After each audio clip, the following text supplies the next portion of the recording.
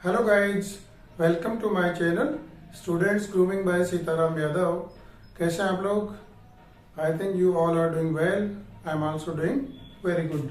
Late us start the today's topic and the topic is pronoun, जिसे हिंदी में कहते हैं सर्वनाम कहते हैं। इसके पहले हम पार्ट्स ऑफ स्पीच में पढ़ चुके हैं, नाउन के बारे में पढ़ चुके हैं, और आज जो अगला टॉपिक है वो लिया हमने प्रोनाउन के बारे में।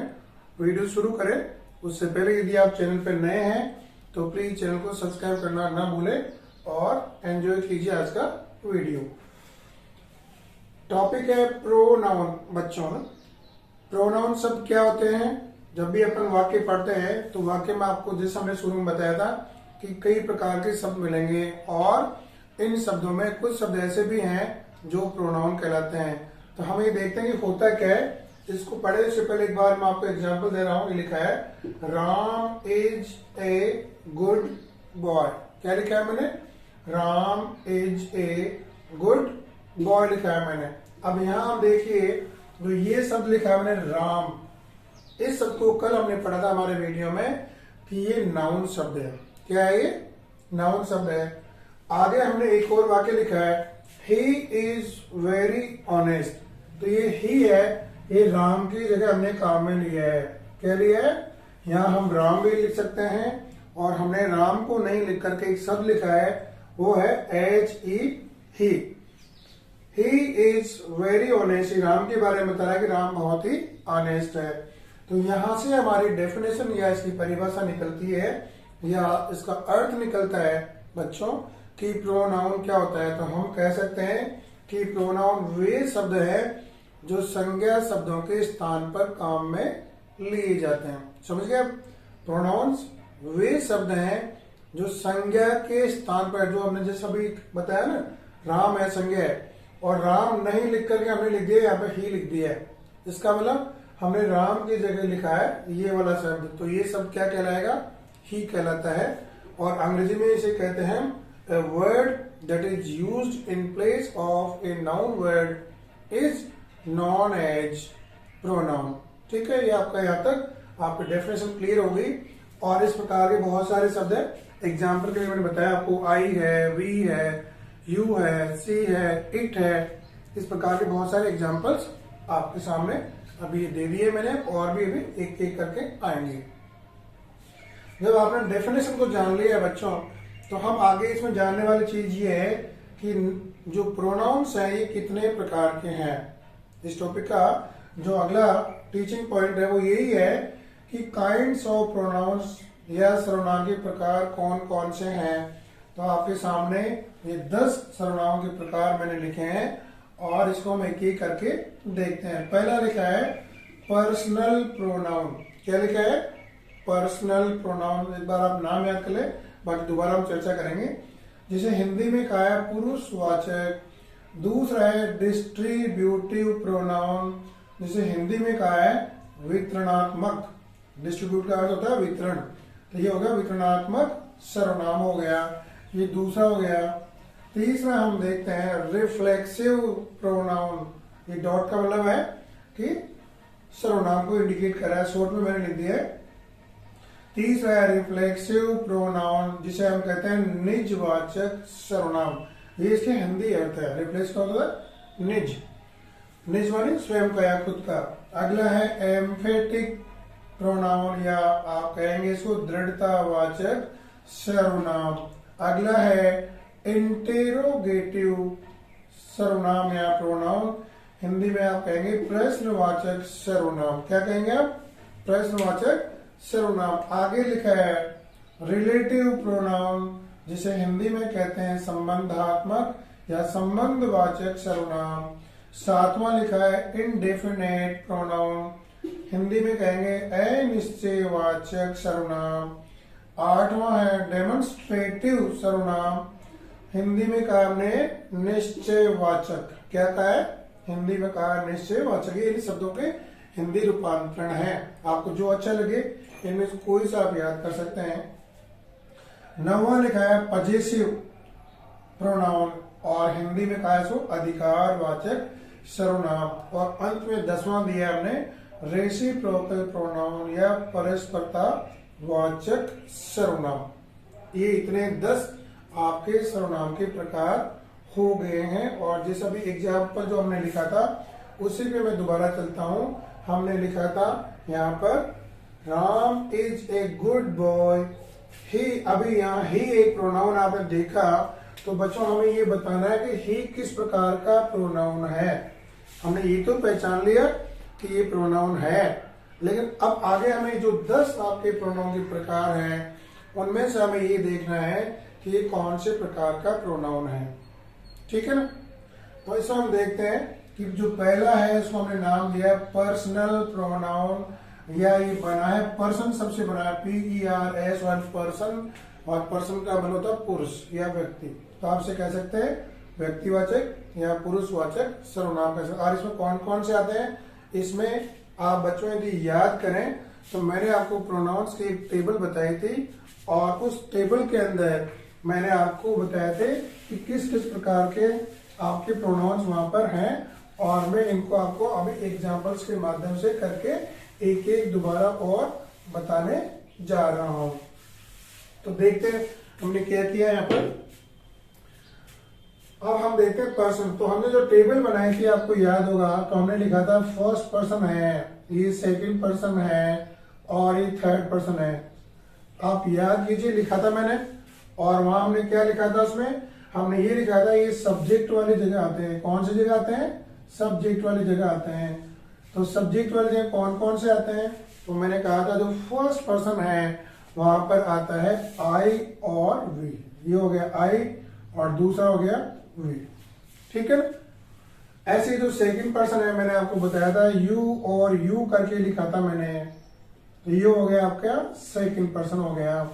ऐसे ही थर्ड पर्सन मैंने लिखा है, तो थर्ड पर्सन में बताया था यहाँ ही है, यहाँ सी आते हैं, यहाँ इट आते हैं, और यह इन सबका बहुवचन आता है दे आता है। तो ये इतने सारे प्रोनाउन है आपके, ये सब्जेक्ट वाली जगह आते हैं, और ये सारे के सारे जो अभी हमने चर्चा की ये पर्सनल प्रोनाउन कहलाते हैं। एक तो ये हो गया, और मैंने आपको इसी एक और टेबल बनाई थी इसी में, और उसमें हमने लिखा था कि आगे ऑब्जेक्ट आते हैं। क्या आते हैं, ये ऑब्जेक्ट वाले आते हैं। याद कीजिए उस टेबल को आप। और इस ऑब्जेक्ट में हमने आपको ये बताया था कि जो फर्स्ट पर्सन है ये पर्सन है, PERS सभी में ये पर्सन है, ये सेकंड पर्सन हो गया, और नीचे वाला कौन सा हो गया, ये हो गया थर्ड पर्सन हो गया। ठीक है। इतना आपने जब यदि जान लिया है तो हम चलेंगे अभी ऑब्जेक्ट में। और ऑब्जेक्ट में आपको देखना है कि इनके ऑब्जेक्ट कौन कौन से हैं। तो आई का हमने बताया था मी है, क्या बताया था, मी है। वी का हमने बताया था कि ये अस है, यू का यू बताया था, इस यू का भी यू है। ही का हो गया हिम हो गया, शी का हर हो गया, इट का इट हो गया, और दे का THEM देम शब्द हो गए। तो हमने आपको यही लिखा है यहाँ पर कि पर्सनल या पुरुषवाचक सर्वनाम कौन कौन से हैं। तो ये जो दोनों खड़ी लाइनों में शब्द आ रहे हैं, I we you he she it और दे, और इधर me us you him her it और देम, ये सारे के सारे शब्द क्या कहलाते हैं बच्चों, ये कहलाते हैं पर्सनल प्रोनाउन। तो मैं समझता हूँ कि आपको याद हो गए होंगे। ठीक है। उसका एक एग्जाम्पल भी ले लेता हूं मैं आपके फायदे के लिए। ये देखता हूं, I gave him a pen, मैंने उसको एक पेन दिया। अब इस वाक्य में पहले देखिए कौन कौन से प्रोनाउन है यहाँ पर। तो पहला तो आ गया आई, आ गया कि नहीं आ गया। दूसरा कौन सा आ गया, ये आ गया हिम, ये भी प्रोनाउन है। अब आप देख सकते हो दोनों कौन से प्रोनाउन है बच्चों।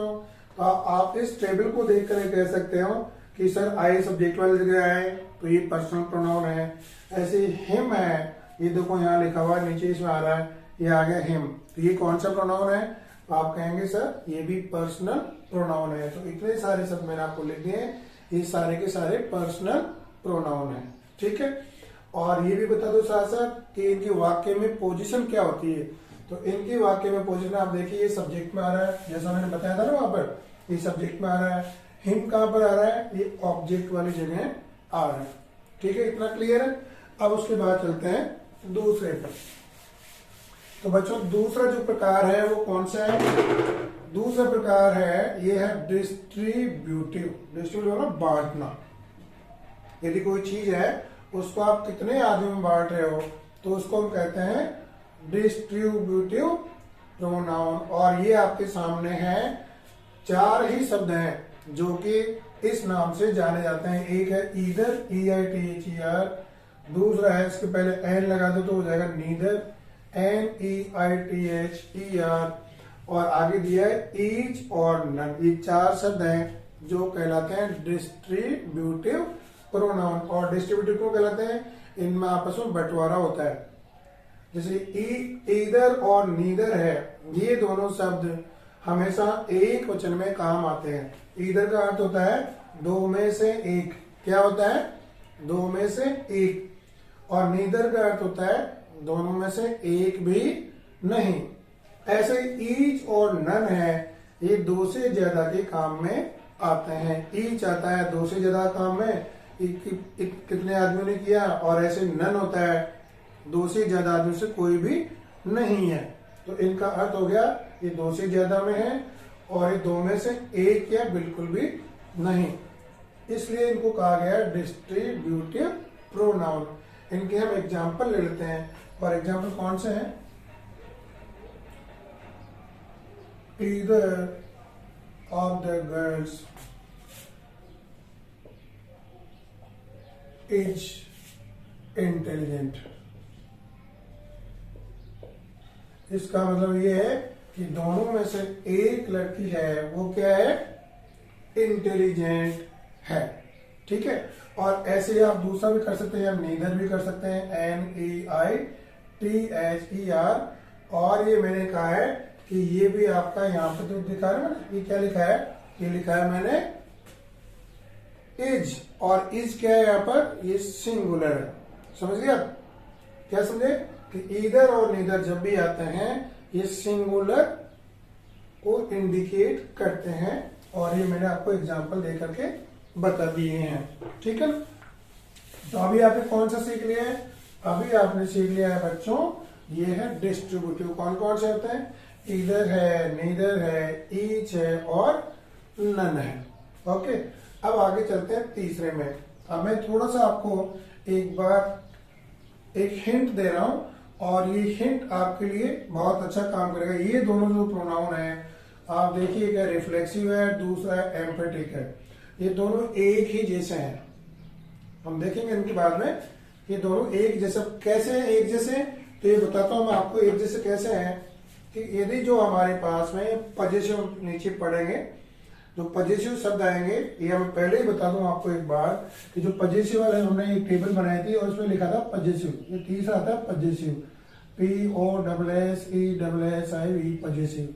और यहाँ इनको चेंज करते हैं तो ये हो गया माई, ये हो गया अवर, इसको आप चेंज करें हो गया यू का योवर, ये भी योवर, ही का हो गया हेम, हर का हो गया हर, इट का हो गया इट्स, देम का हो गया देर।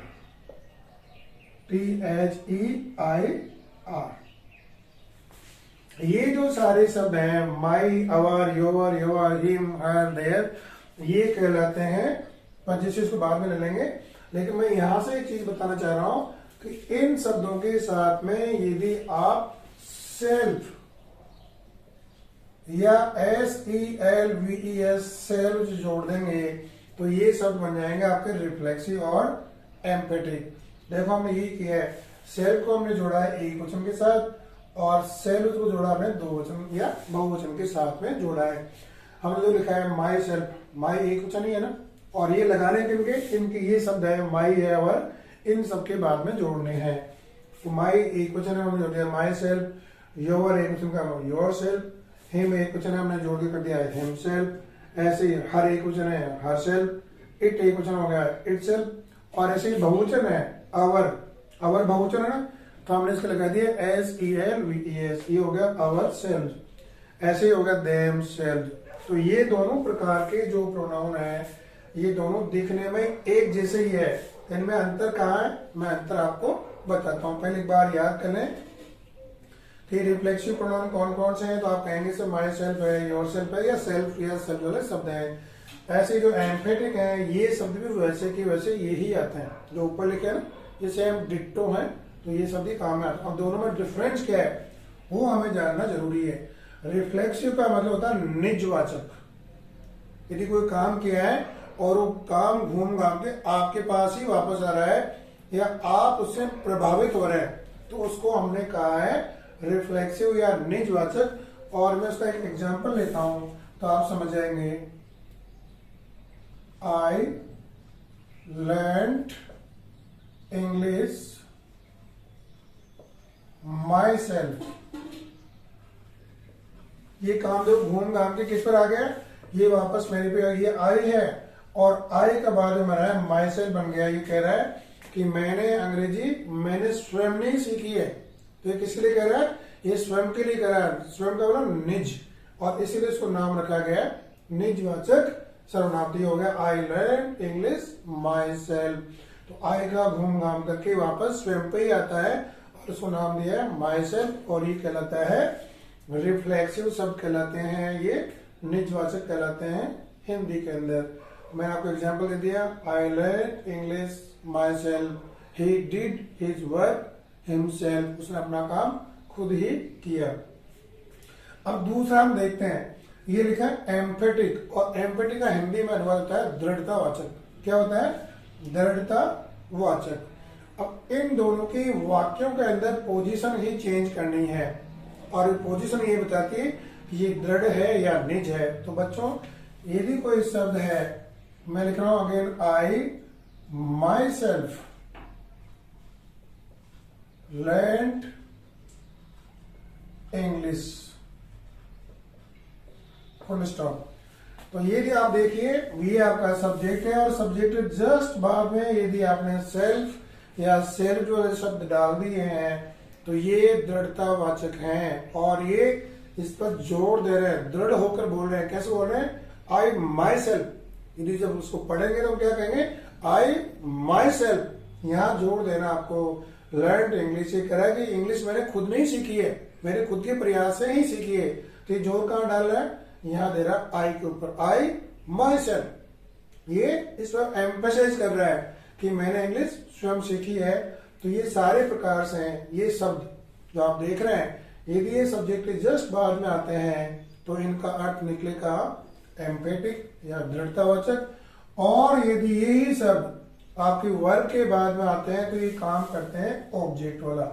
जैसे ये ऑब्जेक्ट वाला काम कर रहा है, ये ऑब्जेक्ट की जगह आ रहा है I learn English my self. यहाँ ये भी ऑब्जेक्ट है इंग्लिश भी, और माई सेल्फ भी ऑब्जेक्ट वाले जगह काम में आ रहा है। तो ये दो मैंने आपको प्रोनाउन बता दी, एक बार दोबारा और देख लें।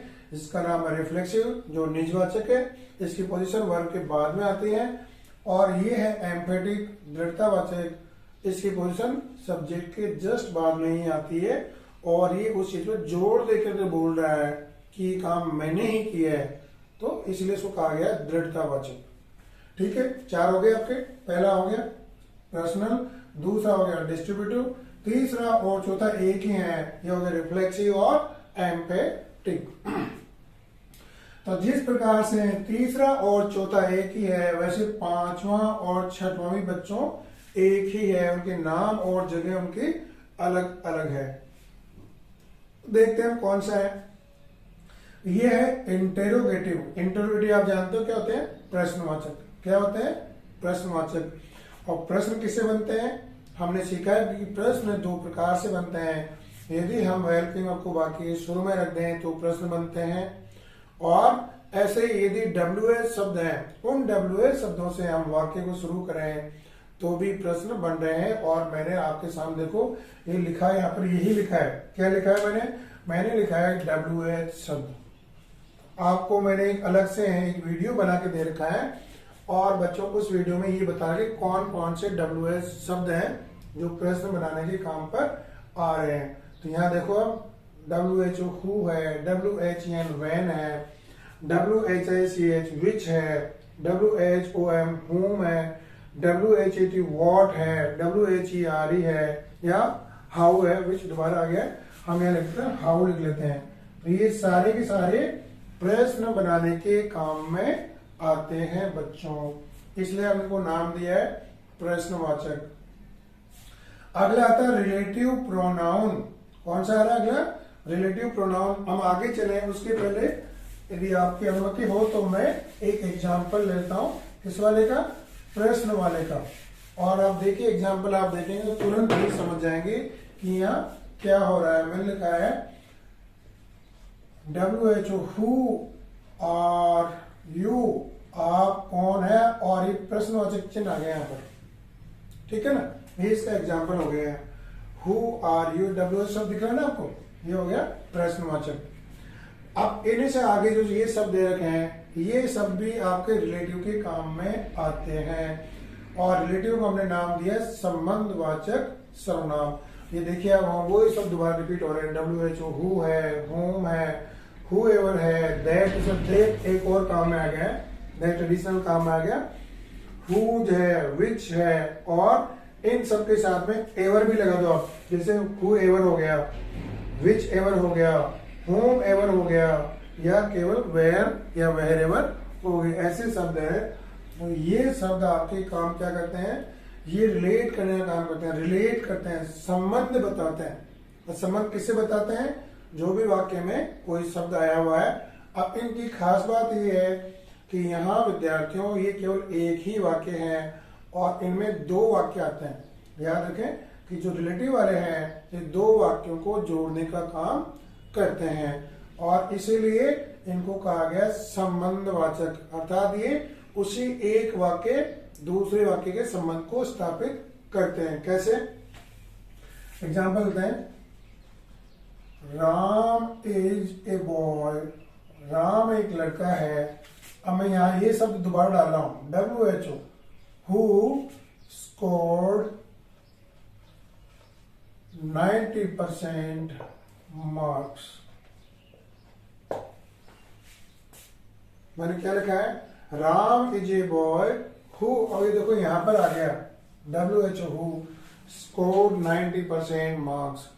तो ये जो WHO शब्द है ये इससे संबंध बता रहा है कि राम एक ऐसा लड़का है। राम कौन सा लड़का है? राम वो लड़का है कि जिसने 90% अंक प्राप्त किए हैं। तो दोनों में संबंध हो गए कि नहीं? और संबंध कौन बता रहा है? ये WHO शब्द बता रहा है।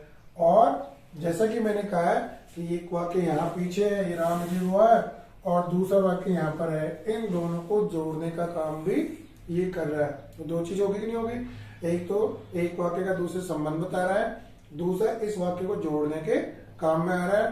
तीसरा आपको ये भी देखना है कि यहाँ प्रश्नवाचक चिन्ह नहीं है। यदि प्रश्नवाचक चिन्ह होता है तो ये क्या होता? ये होता आपका इंटेरोगेटिव प्रोनाउन। अब प्रश्नवाचक नहीं है, दो वाक्यों के बीच में बैठा है, इसका मतलब इनको आपस में दोस्ती या मिलान करवा रहा है। तो ये हो गया WHO, ये कहलाता है रिलेटिव।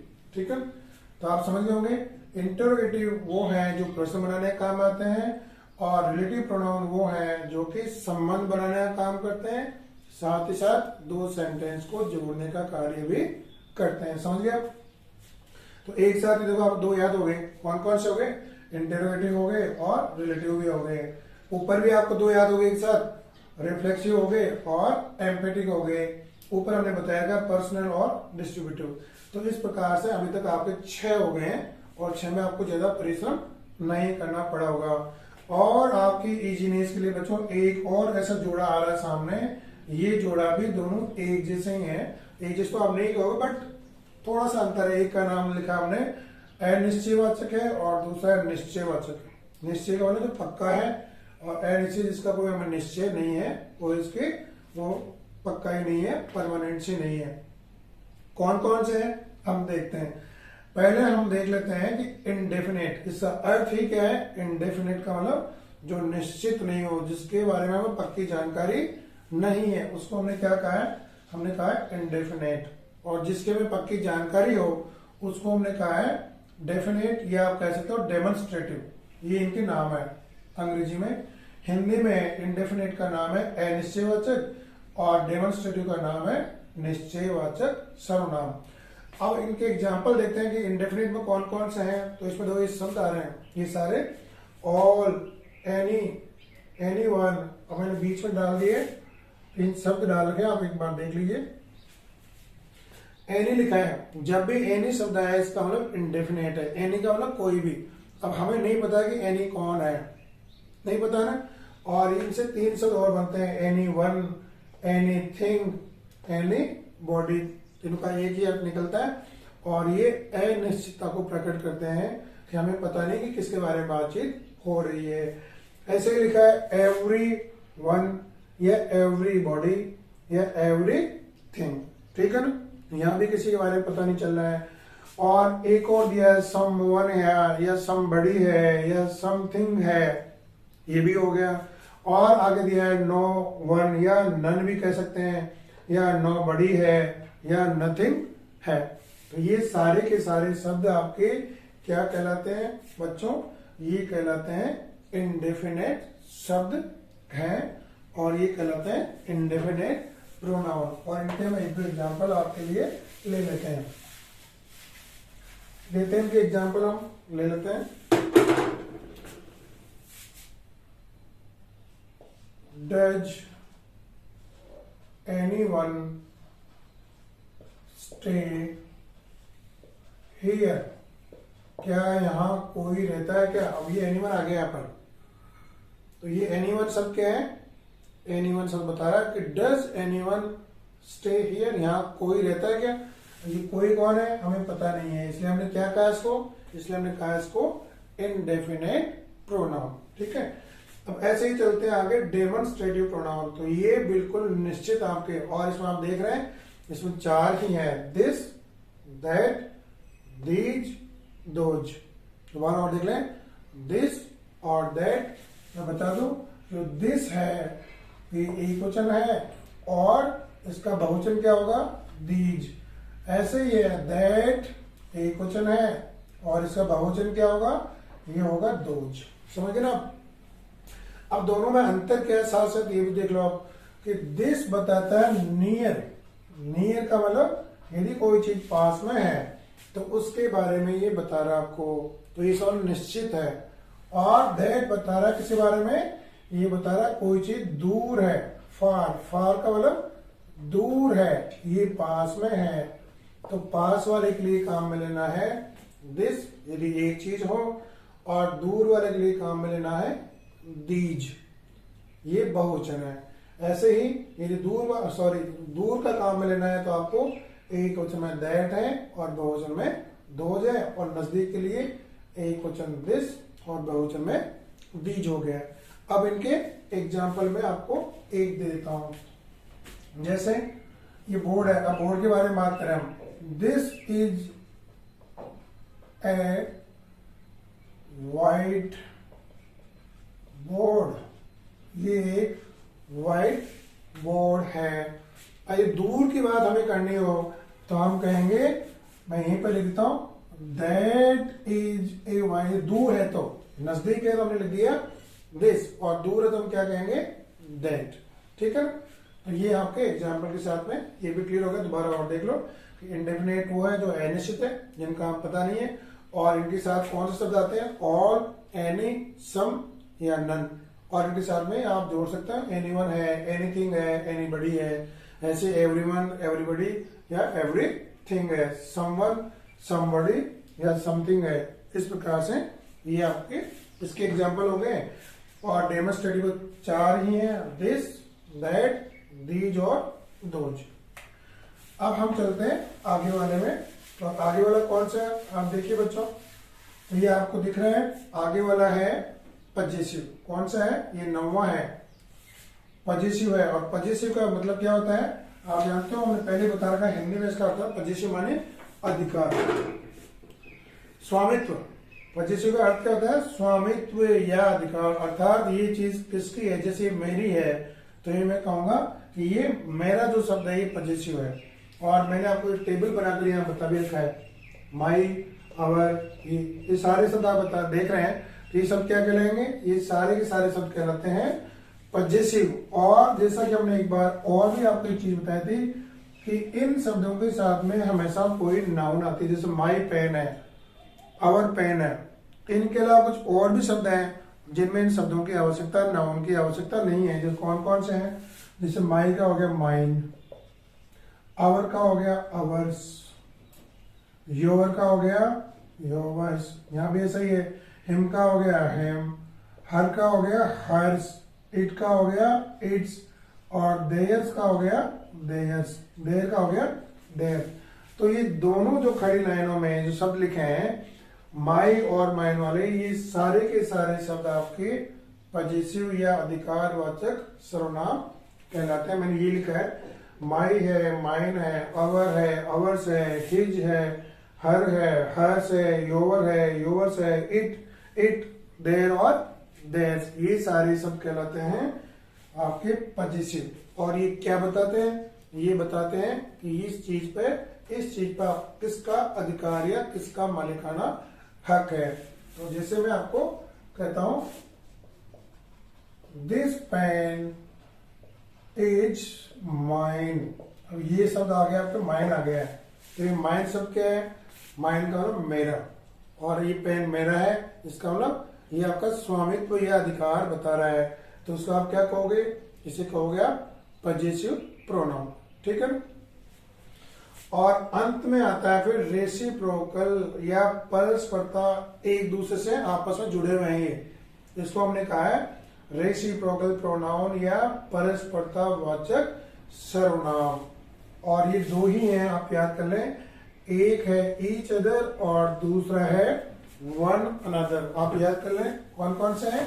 एक का नाम है ईच अदर और दूसरे का नाम है वन अनदर। और इनके हम एग्जाम्पल ले लेंगे तो आप समझ आएंगे। जैसे Mohan and Manju love each other, समझिए ना। यहां देखिए मोहन है और मंजू है और दोनों का परस्पर संबंध है। दोनों क्या संबंध कर रहे हैं? दोनों का लव है बीच के अंदर, ये बता रहा है। तो इसलिए आप क्या यूज करेंगे? ईच अदर, ये एक दूसरे के बिना अधूरे हैं, इसलिए दोनों साथ में ही आते हैं। और हमने नाम लिखा है ईच और अदर, दोनों एक ही हैं, इनको अलग अलग हमें नहीं मानना है। क्योंकि ईच आपने देखा है शुरू में आया था, ये देखिए अब यहाँ पर आ रहा है ईच। यदि अकेला ईच आएगा तो ये किस काम आएगा? ये आएगा डिस्ट्रीब्यूटिव प्रोनाउन में आएगा। और अदर के साथ में आ रहा है तो ये काम में आएगा रेसिप्रोकल या परस्परतावाचक सर्वनाम। तो इस प्रकार से बच्चों मैंने आपको इन 10 प्रकार के प्रोनाउन बता दिए। एक बार दोबारा और देख लें, पर्सनल प्रोनाउन हो गया और डिस्ट्रीब्यूटिव हो गया, ये तो दो सिंगल सिंगल याद करने हैं। और ये दोनों जोड़े में है, रिफ्लेक्सिव हो गए और एम्फेटिक हो गए, ऐसे ही इंटरोगेटिव हो गए और इसके साथ में उन्हीं शब्दों से हो गया रिलेटिव प्रोनाउन हो गया, ऐसे इंडेफिनिट हो गए और डेमोन्स्ट्रेटिव हो गए, दो जोड़े में चल रहे हैं ना। और अंत में आ गया पजेसिव और रेसिप्रोकल। और ये टेबल मैंने आपको इसलिए बनाई है क्योंकि इस टेबल की सहायता से आप इनको आसानी से सीख सकते हैं। जैसे मैंने एक और इसे छोड़ दिए तो मैं बताता हूँ आपको कि जो माई सेल्फ है तो ये हो जाएगा माई और सेल्फ। अवर सेल्फ ये बहुवचन है, हो गया अवर, और SELVES अवर सेल्फ हो गया। ऐसे ही हो गया योवर सेल्फ, यदि बहुवचन हो तो हो गया योवर SELVES सेल्फ हो गया। ऐसे ही हिम सेल्फ हो गया, लड़की तो हो गया हर सेल्फ हो गया, और इट का हो गया इट सेल्फ हो गया। एक वचन है तीनों, और इनका बहुवचन हो गया THEMSELVES देम सेल्फ। तो आप इसी टेबल से आप बता सकते हो कि कितने प्रोनाउन तो यहीं पर आपको मिल गए हैं। आप देख सकते हो तो पहली वाली टेबल है और दूसरी टेबल है, ये दोनों मिला के क्या हो गए? ये हो गए आपके पर्सनल प्रोनाउन हो गए। देख सकते हैं ना आप यहाँ पर ऐसे ही है। तो ये तीसरी वाली टेबल है, ये वाली माई वाली टेबल है। यहाँ से कौन कौन से बन रहे हैं? तो यहाँ से बन रहे हैं पजेसिव, आप देख लो नीचे लिखा है ये पजेसिव आ गए, आगे कि नहीं आगे। और उसके बाद में ये माइन वाली भी इसमें, ये दोनों टेबल इसी में है। और आगे आता है जिसमें सेल्फ और SELVES लगा है। तो ये जो लगे हुए हैं ये दो हैं, एक का नाम रिफ्लेक्सिव है और एक का नाम एम्फेटिक है, जो कितना आसानी से याद हो गया। अब आपके सामने बच्चा कौन सा है? एक तो रेसिप्रोकल बचा हुआ है जो कि टेबल में नहीं आ रहा है, और 2 ये बचे हुए हैं इंडेफिनेट और डेमोन्स्ट्रेटिव बचे हुए हैं, और इसके अलावा एक डिस्ट्रीब्यूटिव बचा हुआ है। बाकी सारे के सारे आपको उस टेबल में आ गए हैं। समझिए, एक बार चलते चलते हैं हम एक थोड़ा सा आपका टेस्ट लेते हैं, जिससे आपको पता लग जाए और आप बता पाए कि कौन सा जो प्रोनाउन आ रहा है वो आप पहचान पाए। He gave her my book with their consent। Full stop. अब यहां मैंने एक वाक्य लिख दिया, ही है, आप पहचाने, एक तो आ गया ही आ गया, एक आ गया हर आ गया, एक माई आ गया, एक आ गया देयर। 4 शब्द आ गए, और ये 4 शब्द आपको पहचानना है कि किस कौन कौन से प्रकार के ये प्रोनाउंस हैं। तो ये पहला देखिए कौन सा है, ही। तो ही आप पहचान सकते हैं, पहले टेबल से आ रहा है, इसका मतलब हुआ पर्सनल प्रोनाउन। ऐसे हर कहां से आ रहा है, ये ऑब्जेक्टिवल लाइन से आ रहा है, तो ये कौन सा हो गया, ये भी पर्सनल है। फिर माई आ रहा है, तो माई कहां से आ रहा है, तो माई यहाँ पजेसिव से आ रहा है, तो आप कह सकते हैं ये पजेसिव प्रोनाउन है। ऐसे देर और आ गया, तो देर भी यहां से आ रहा है, तो ये भी पर्सनल इसमें पजेसिव प्रोनाउन में ही आ गया। एक और एग्जांपल देता हूं चलते चलते। वेयर डू यू लिव, ये कौन सा एग्जांपल बच्चों, ये प्रश्नवाचक चिन्ह है, और यहां मैंने लिखा वेयर। तो वेयर का मतलब क्या हो गया, वेयर का मतलब हो गया प्रश्न पूछ रहा है, तो ये प्रश्न वाला है। आप क्या कहेंगे इसको, आप कहेंगे कि सर ये इंटेरोगेटिव है। कौन सा हो गया, ये इंटेरोगेटिव प्रोनाउन है। ठीक है, आगे एक और एग्जांपल लेता हूं। Delhi is a place where I studied. Full stop. यहां देखो कौन कौन से प्रोनाउन आ गए, एक आ गया है वेयर और दूसरा आ गया है आई।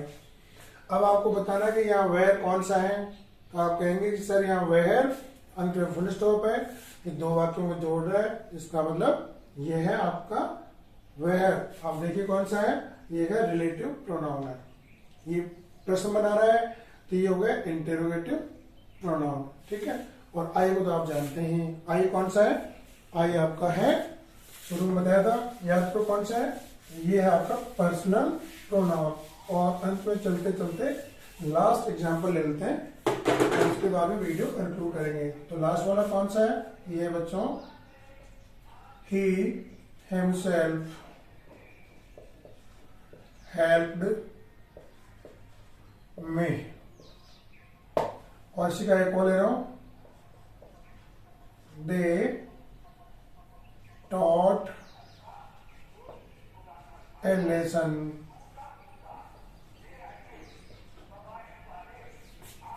to them, SELVES। अब यहाँ देखिए पहला वाक्य है, इसमें यहाँ पे ही आ गया, तो ही कौन सा प्रोनाउन है, कौन सा है, पर्सनल, पहले वाला आ गया। हिमसेल्फ प्रोनाउन है, कौन सा है, तो हिमसेल्फ कौन सा बताइए, यहाँ सेल्फ आ गया है, सेल्फ लगा हुआ, ये सब्जेक्ट के बाद में ही लगा हुआ है, तो हमने आपको बताया जो जस्ट बाद में लगा हुआ हो उसको हम कहते हैं एम्फेटिक, दृढ़तावाचक। और आगे आ गया है मी, तो मी कौन सा है, तो मी अगेन आप देख रहे हैं सेकंड टेबल में, वहां दिख रहा है सेकंड लाइन में, तो ये पर्सनल है। ऐसे फिर दे आ गया, दे कौन सा है, तो दे आप कहेंगे सर ये भी पर्सनल है। और यहाँ आ गया देम सेल्फ, जो कि लास्ट में आ रहा है, इसका मतलब कौन सा है, जो लास्ट में आ रहा है या वर्ब के बाद में आ रहा है, उसको हमने कहा है रिफ्लेक्सिव। कौन सा कहा है, रिफ्लेक्सिव। तो इस प्रकार से प्यारे विद्यार्थियों, हमने आपको जो पर्सनल जो अपने प्रोनाउंस है उसके बारे में पूरे डिटेल से समझा दिया है, और इस संबंध में आपको किसी भी प्रकार के कोई डाउट्स नहीं होने चाहिए। यद्यपि फिर भी कोई डाउट्स आते हैं तो प्लीज आप कमेंट्स के द्वारा हमारे से आपकी क्वेरी कर सकते हैं, हम आपकी पूरी मदद करने को तैयार हैं।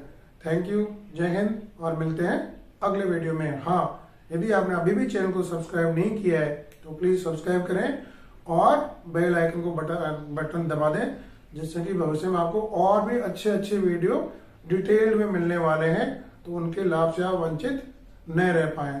थैंक यू अगेन, जय हिंद।